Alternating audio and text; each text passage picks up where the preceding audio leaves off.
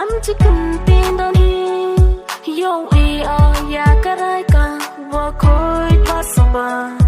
how would I am eating one na me na nga chi sin the chan ham cho arta tin ham seo de ki baby glam chicken tin don he yo we are ya karaika wa koi pasaba